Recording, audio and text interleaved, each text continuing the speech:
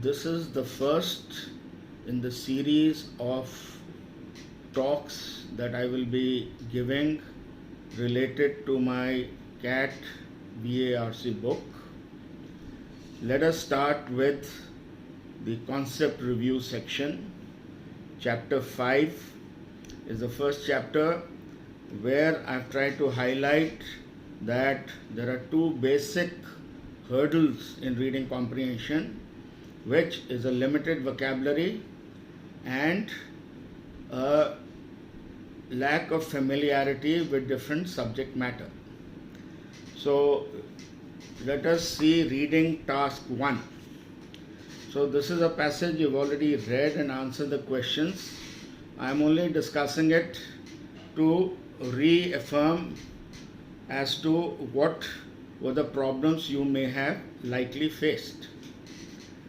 So this passage, when I taught it to students, I found that their understanding of moral issues were a little fuzzy. They didn't understand moral issues related to consumerism. Now, consumerism has two meanings. One is the positive meaning, where consumer is king and it becomes a consumer's market, a buyer's market, where everyone tries to pander to the needs of the consumer, and consumer is he dictates the terms in the market. The other meaning of consumerism, which is negative, is that people are just focused on the selling and buying of things, and we end up just being mere consumers. We don't consume as per our needs. We just consume for consumption's sake, for a vulgar display of our wealth, to show that we have more and we can consume more. We become greedy. We show a lot of conspicuous consumption. So consumerism is associated with excess and waste, because you consume far more than what you need to when there are limited resources, and you still want to just consume and show you're a great consumer and you're rich and you have wealth. So it becomes a way to show off your wealth, which is an insult to poverty. Poor people who are barely eking out a living, they feel insulted. It is indecent for a rich person to show off his wealth when poor people don't even have a 1 square meal per day. So this is the negative aspect related with consumerism. So now let us see what this author in this passage is trying to say. I have this book right in front of me, and I am on page 68, passage 1, reading task 1, passage 1. So in the first 3 paras, the author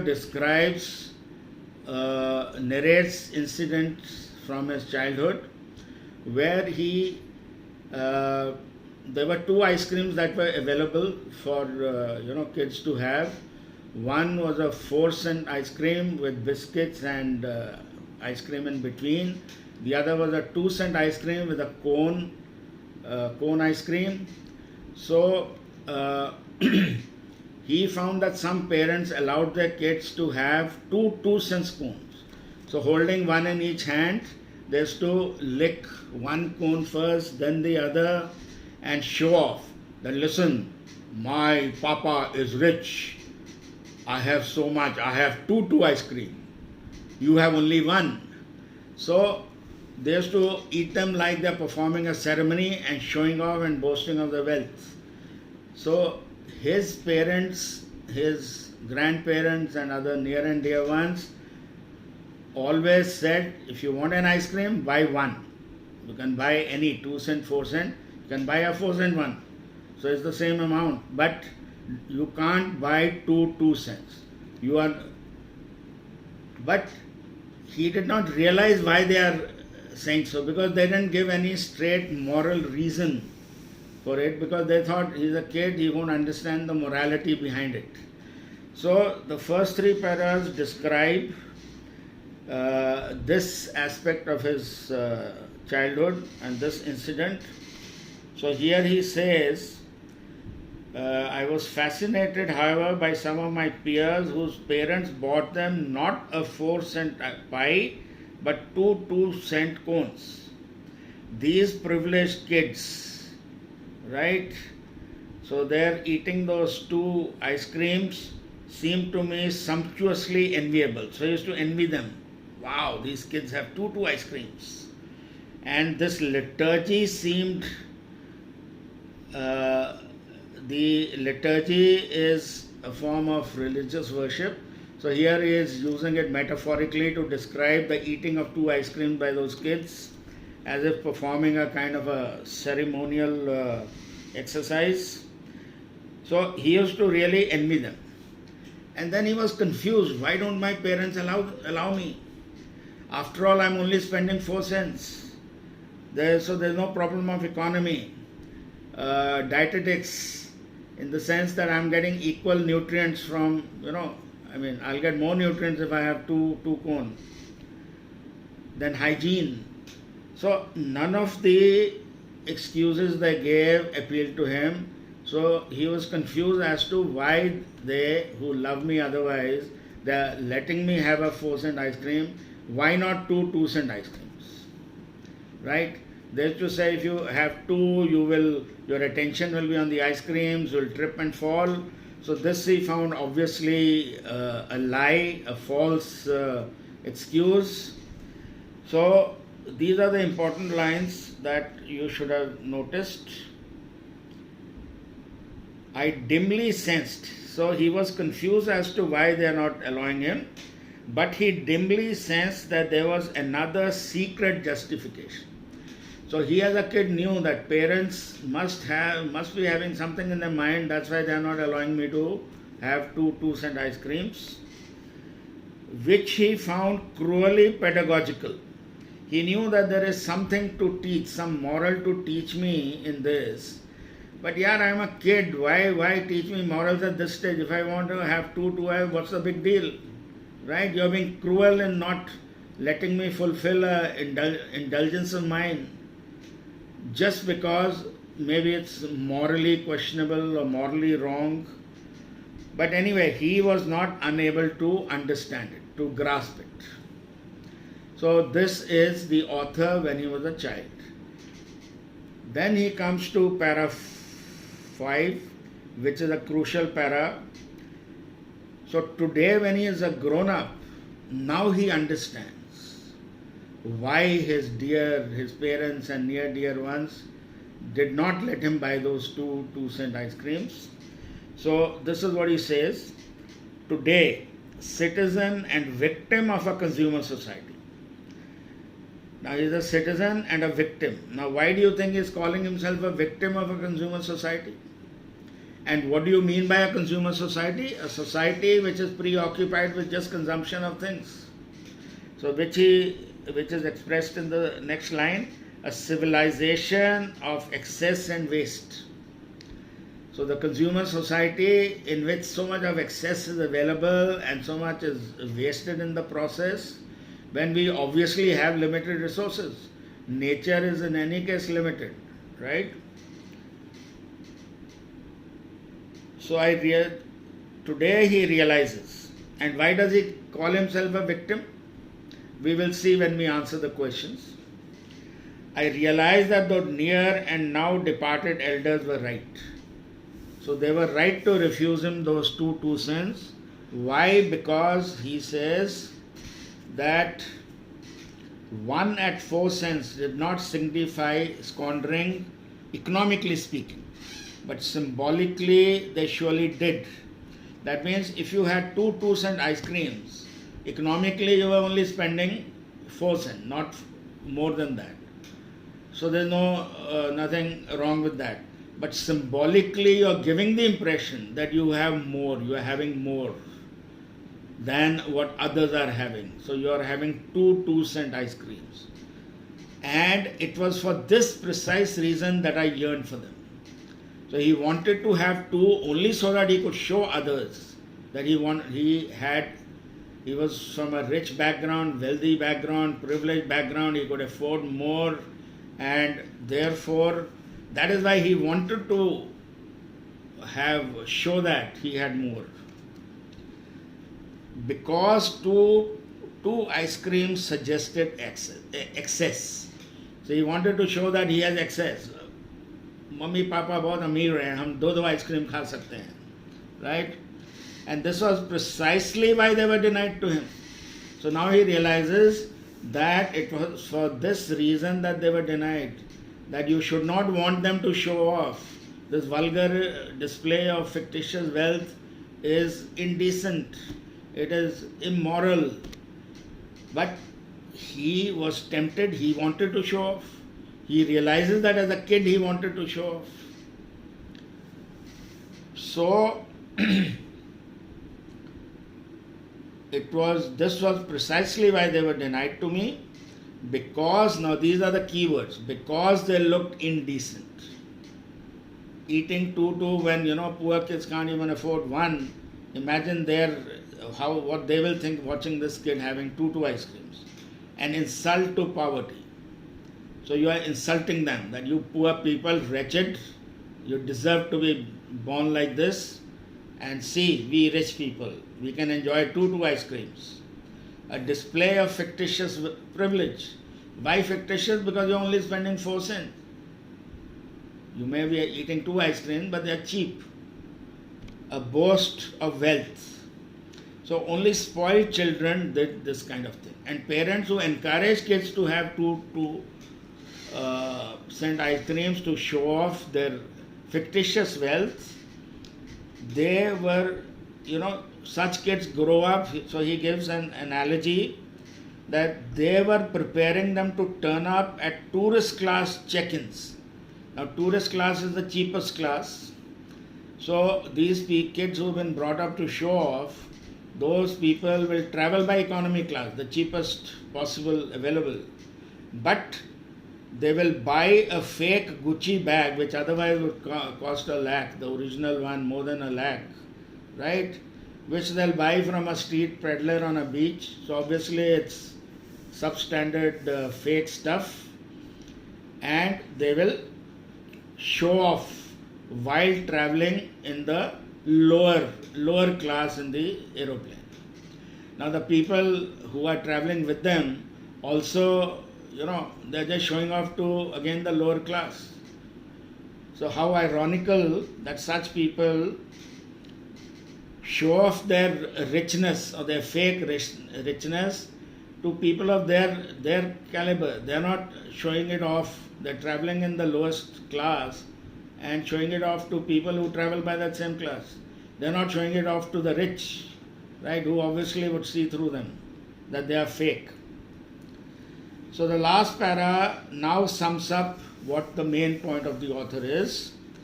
Nowadays the moralist is one who feels that it is indecent to vulgarly display your wealth, right?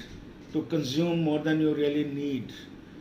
All this excess and waste is criminal overconsumption when there is, shortage always.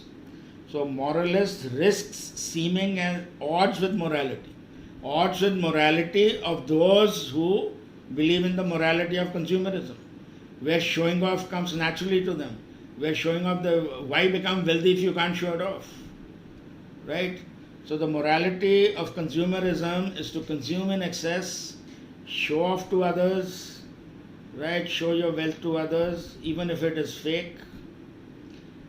So therefore, the moralist who believes in austerity, believes in consuming as per your needs, not wasting, not consuming excess, that guy is at odds with today's morality of consumerism as adopted by most people.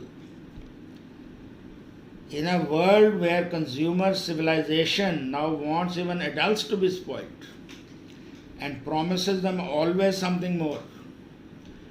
So earlier there were these parents promising them kids two, so you got more than others, right? So now today's consumer culture or consumer civilization is promising, even they want to spoil the adults. They are promising them also more when they are actually giving just that much, nothing more really. So more is just to attract them to buy and consume. So there he gives different examples. The consumer civilization pretends to give more, but actually gives for 4 cents what is worth 4 cents. So this is the falsehood or the fakeness or the pretentiousness of today's consumer civilization. So he, in a way, that is why he considers them, he is part of this system. He considers himself a victim, because when others are doing it, he is also forced to, do it to fit into the whole culture. So this was the essence of what the passage was trying to say. He sums up by saying the morality of the old days made Spartans of us all. Spartans, as you know, were those austere warriors who trained regularly for war, who slept on the floor and led a very austere life. So austerity was the morality of the old days, where just eat as per your needs. Why do you want to consume excess? While today's morality wants us to be Cyberites. Now Cyberites has a negative connotation. Cyberites are those who are just wallowing in pleasure and consuming more, eating, drinking to excess, with no moderation, with no temperance, right? So this is how he ends up. So now if we look at it, what do you think is so first 3 paras he narrates the incident. 4th para he explains why he was confused as a kid over his parents' refusal for him to buy. 5th para he says that as an adult, now that he is part of such a civilization, such a culture, he now understands why he was refused as a child. And para 6 again explains all the negative consequences and aspects of this consumeristic culture. And the last line, or the 7th para, the last one line para, kind of sums it up. But the author obviously has a strongly negative view about consumeristic culture. Now this is what I found was a problem in understanding by most students, because they had never thought about this aspect of that it is immoral to consume excess. They thought buying a new car, dad bought a new car, I've got the latest iPhone, that was a cool thing to do. So for them this passage, they missed the point. They missed the negative aspects which are so loudly said, like looked indecent, insult to poverty, display of fictitious privilege, a boast of wealth, right? Turning up at a tourist class with a fake Gucci bag, the foolish theatre of I'd like to but I can't. That means you like to have a real Gucci bag, but since you cannot afford it, right, so you buy a fake one as a substitute to show your wealth, your fake wealth. So that is the foolish theatre of I'd like to but I can't. So I buy a fake. All these show the negative aspects. And again, trying to convey that you're getting more when actually they're not giving you more, they're just giving you what your money is worth. So this falsity, this fakeness about this whole culture, this shows how immoral it is.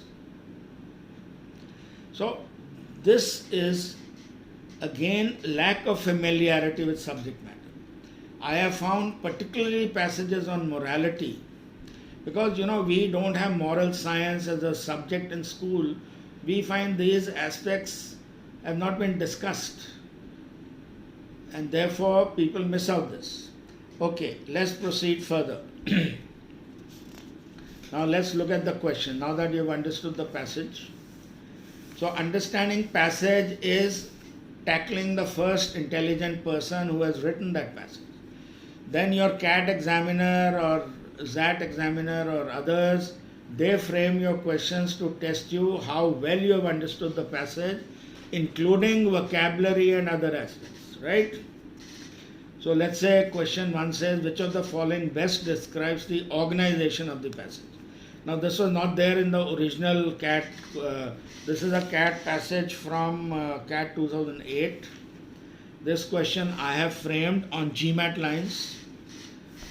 So here answer is 2. So an event from childhood is narrated in the first 3 paras about 2 cone and 1 4-cent ice cream. Then the moral of the story is analyzed as to why this was refused to me, what is the moral justification behind it, which as a kid he couldn't realize, but now he realizes it. And in the 5th and the last para, the morality prevalent today, unlike that of old days, has been criticized to show how today it is all fake show of wealth.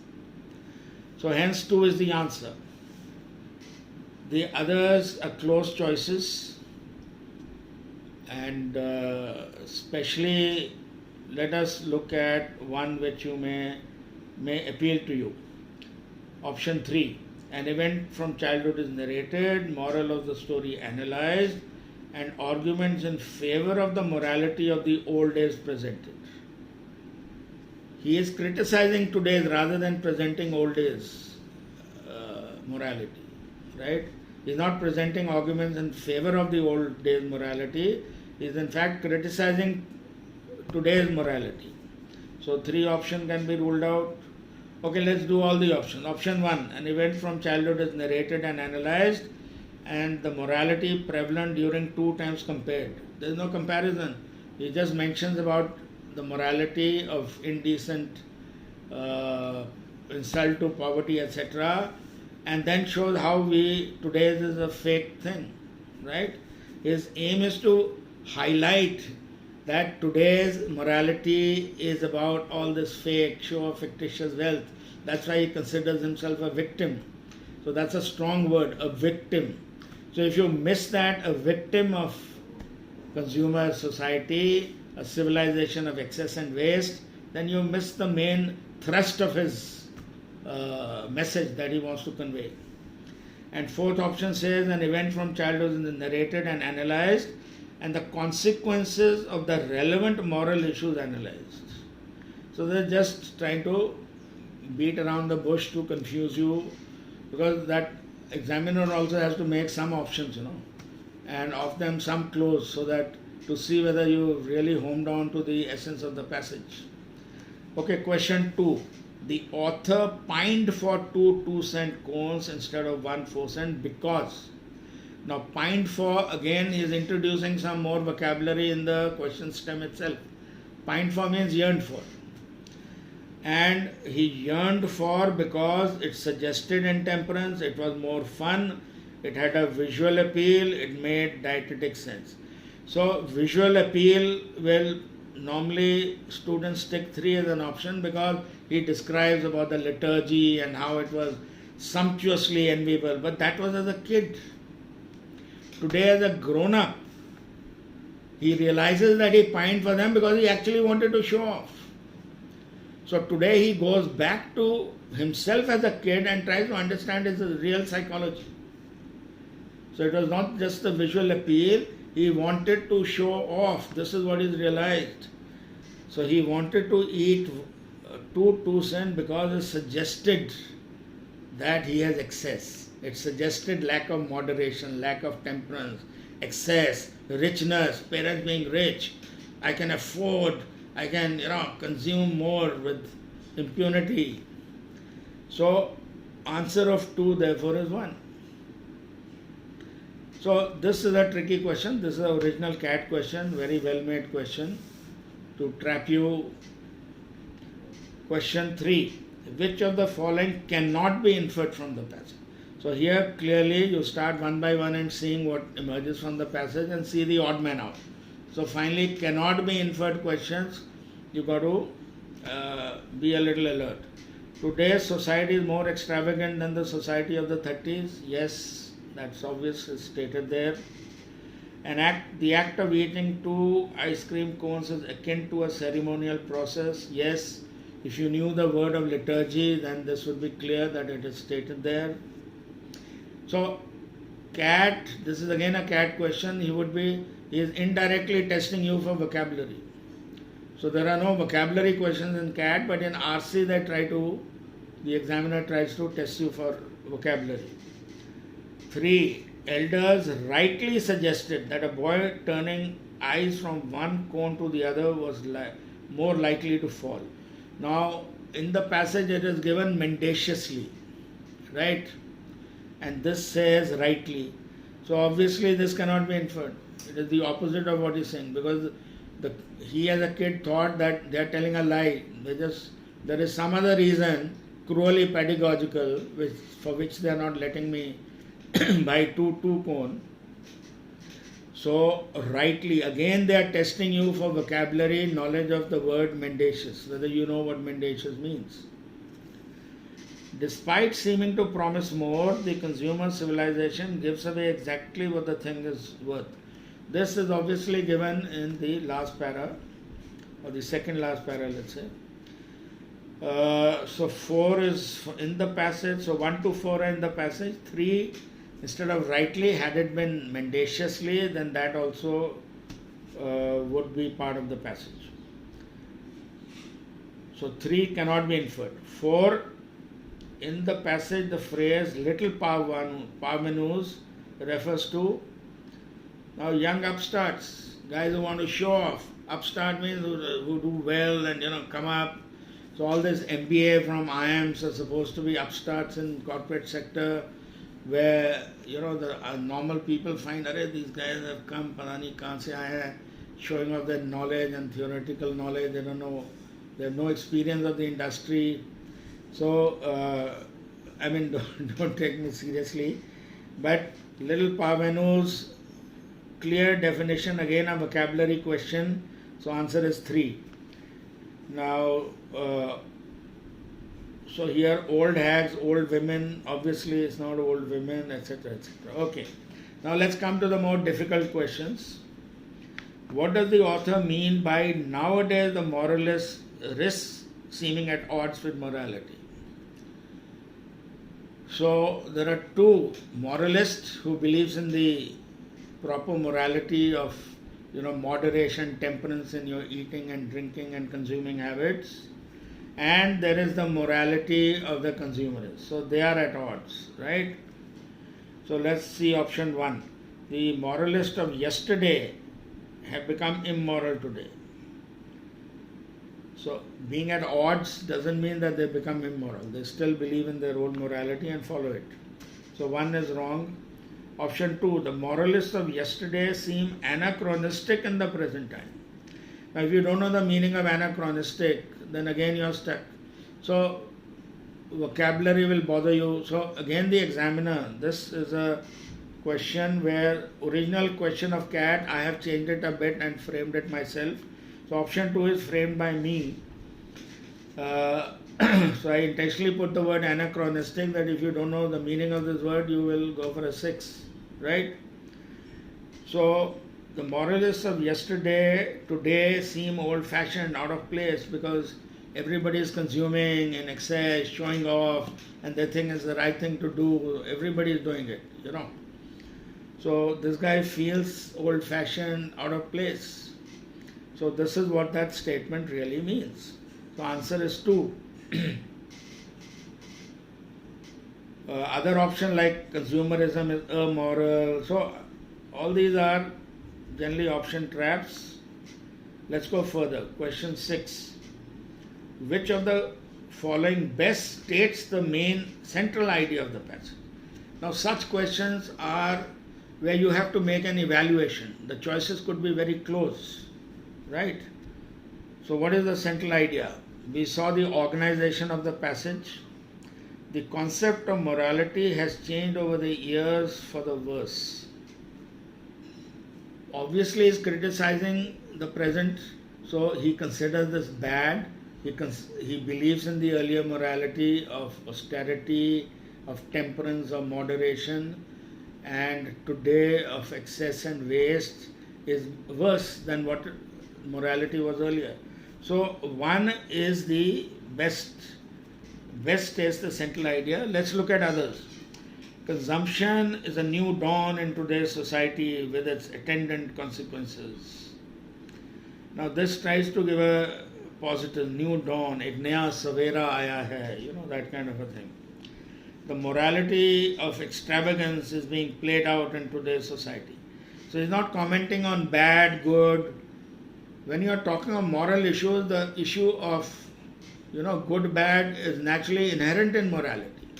So you can't say morality of extravagance is playing, that's not the central idea. Though it's true.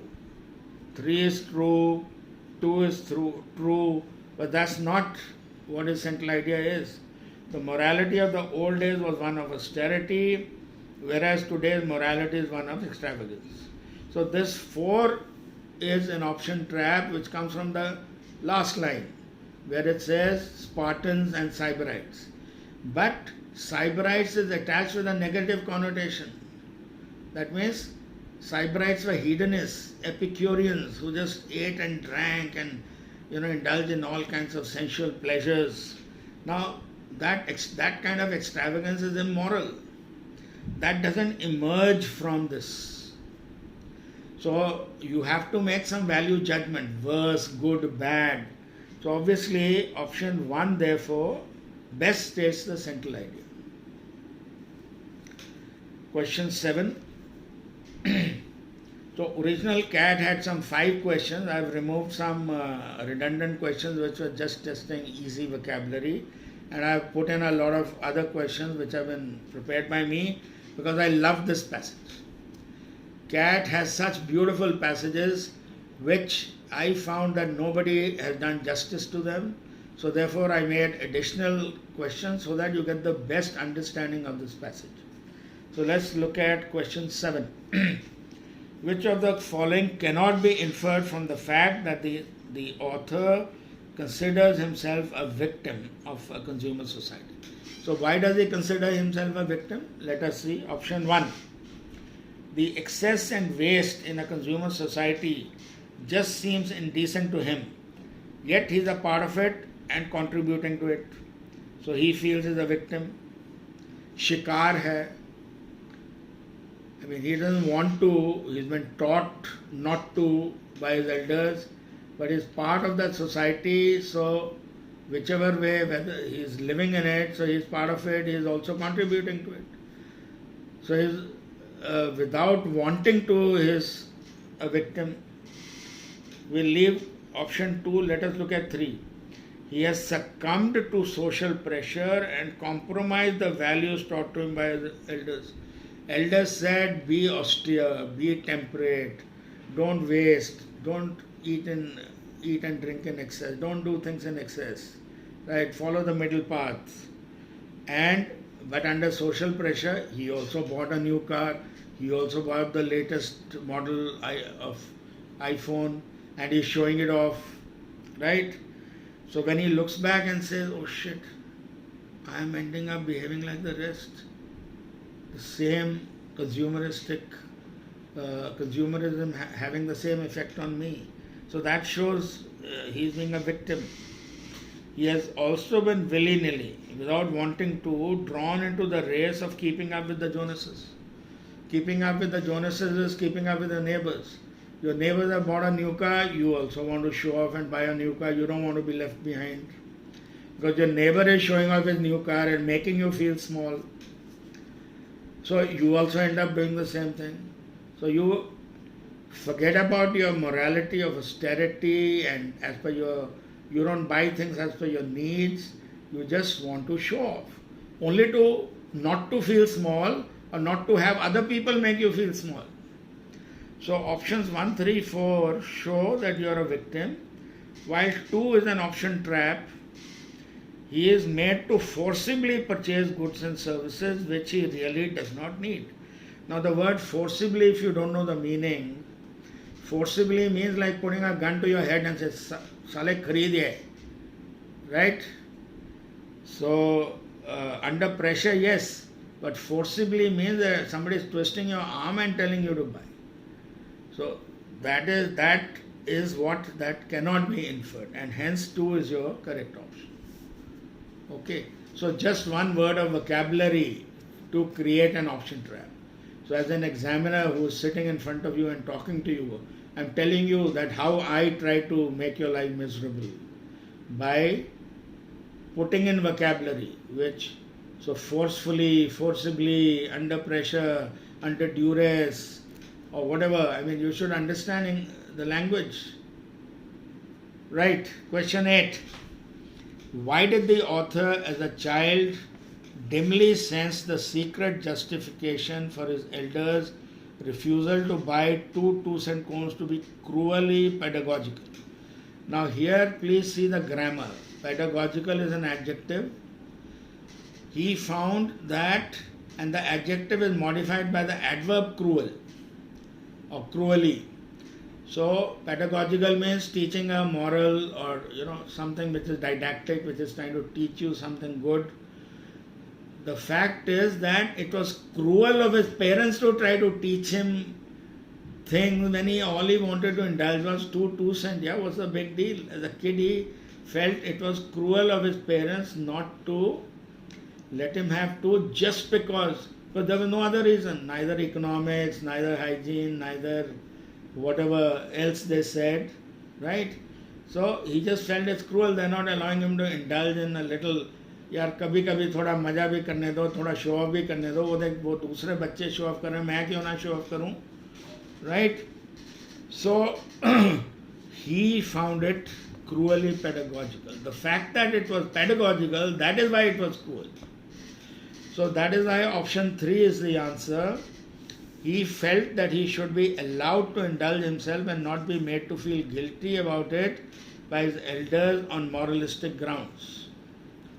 So I mean, it was the pedagogical aspect which they did not actually tell him clearly, but they used to refuse that you cannot have 2, right?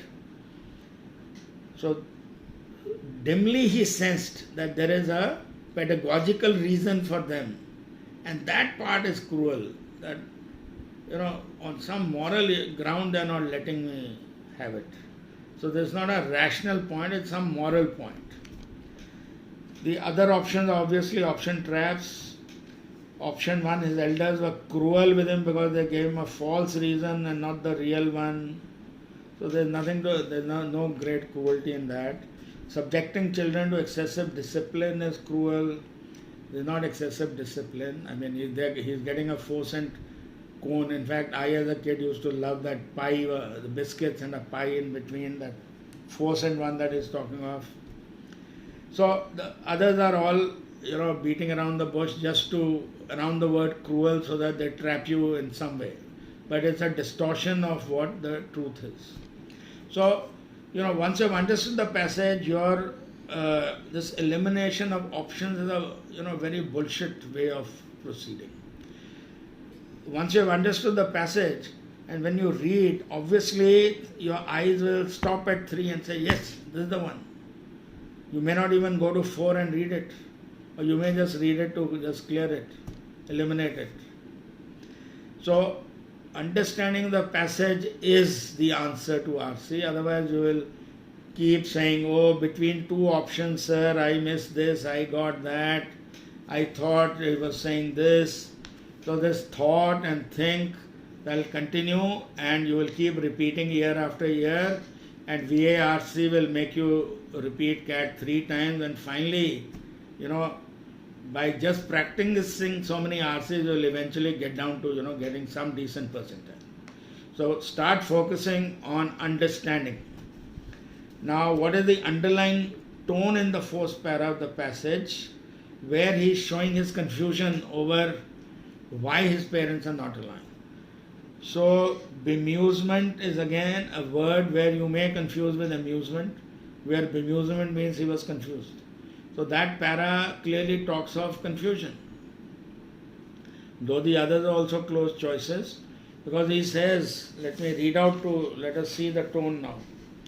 As anyone can see, neither mathematics nor economy nor dietetics justified this refusal, nor did hygiene, assuming that in due course the tips of both cones were discarded. The pathetic and obviously mendacious justification. So here he is showing a little indignation, right? Pathetic, using words like this, was that a boy concerned with turning his eyes from one cone to the other was more inclined to stumble over stone steps and cracks in the pavement. So he is obviously saying that all this, nothing justifies. I dimly sense that there was another secret justification, cruelly pedagogical, but I was unable to grasp it. So he was unable to grasp it. So he kept wondering, why are they refusing me? So bemusement is the best among the options. He is not criticizing them as such, because he is granting them the fact that there is something, some pedagogical reason for which you are not. Well, there's some element of protest in it, there's some element of indignation, but the overall tone is one of bemusement. So I've given very close choices here, because he is totally puzzled as to, I mean, neither this nor this nor this, what the hell, yeah.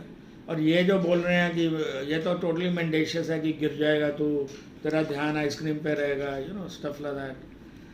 So he was confused that what is this pedagogical reason why they are not letting me. After all, they are my parents, they love me, right? What is wrong if I have 2-cent ice creams once in a while? Question 10. What are the consequences of parents bringing up children in the foolish theatre of I'd like to, but I cannot? Now that is clearly stated in the passage, that you will end up with people, you know, people who bring up kids like that I'd like to have a Gucci bag, but I cannot, so I will buy a fake one and try to show off, right? So you travel by the cheapest airline ticket and carry a Gucci bag. People with Gucci bags don't travel in tourist class, right? So here answer is obviously 2. People put up a false. So the consequences of this are that people end up putting up a false pretense of being wealthy by purchasing fake goods for vulgar display. So this clearly emerges from that Gucci bag example. Let's see the other options. Parents indulge every wish of their children even if they can't afford it, which is not true. They may buy fake ones maybe, you know, or cheaper versions if they want to, you know, really pamper their kids. But like 2-cent cones is not some, they're giving them 2, but it's just 4 cents after all. 3, such children grow up to be foolish and don't indulge themselves because they can't afford it. So this again is not the foolish theatre of that, right? They in fact indulge themselves by buying false things to put up, to show off falsely, vulgar display of their wealth. Because that is the main aim. Even this guy wanted it for vulgar, for displaying that he has more. That was the precise reason, because 2-cent cones suggested intemperance, as we saw answer of question 2 as 1. 4, option 4, this will help revive the theatre of the absurd by bringing out the essential absurdity of human behavior. So obviously there's this foolish theatre, this phrase is linked to that, the theatre of the absurd. It's a takeoff on that. It's a variant of that the author is using. But absurdity of human behavior in which way? The absurdity of making a false pretense of being wealthy by buying fake goods.